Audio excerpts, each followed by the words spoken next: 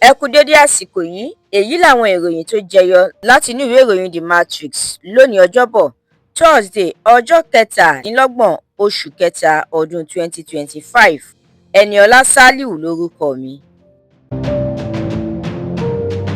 Àjọ INEC ti tún èrò rẹ̀ pa lórí àti pé Natasha padà sílé.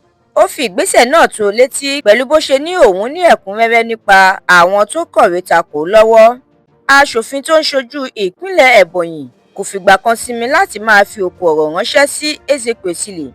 Ó ní òun kì í ṣe ẹgbẹ́ rẹ̀ lórílẹ̀‐èdè yìí. Natasha gbóríyìn fún Ezekwesili pẹ̀lú bó ṣe dúró lórí ẹsẹ̀ rẹ̀ níbi ìjókòó ilé ìgbìmọ̀ aṣòfin àgbà. Ẹ dúró lórí ẹsẹ̀ yín, ẹ má mikàn láti fi ìdájọ́ òdodo lélẹ̀. Igbákejì ààrẹ Shettima ló sọ bẹ́ẹ̀ fún ẹ̀ka ètò ìdájọ́ lórílẹ̀‐èdè yìí. Ó ní ẹ̀ka ìṣèjọba kẹta kò gbọdọ̀ lábàwọ́n. Owó oògùn òyìnbó máa já wálẹ̀ pẹ̀lú bí àjọ ẹ̀ṣọ́ aláàbò lẹ́nu ìloro ṣe wọ́gi lé owó tó ń gbà lọ́wọ́ àwọn iléeṣẹ́ tó ń kó o wọlé. Àbádòfin wíwọ́gi lé òfin ìmúnitì fún igbákejì ààrẹ, àwọn gómìnà àtàwọn igbákejì gómìnà ti jẹ́ kíkà àti gbígbéyẹ̀wò fún ìgbà kejì ní ilé ìgbìmọ̀ aṣojú-ṣòfin. Wike ti lérí ó ní òun yóò rí wípé Àtíkù ní ìjákulẹ̀ nínú èròǹgbà rẹ̀ láti di ààrẹ lọ́dún 2027.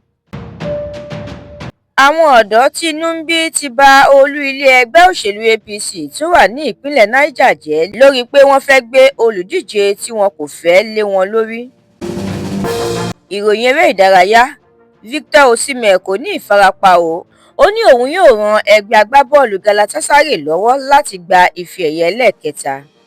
Ẹ̀kúnrẹ́rẹ́ àwọn ìròyìn yìí àtàwọn ìròyìn míì lẹ́ ò láǹfààní láti jẹ̀gbádùn tí ẹ bá darapọ̀ tí ẹ sì tẹ̀lé The Matrix lórí Facebook, Instagram, TikTok, YouTube àti X.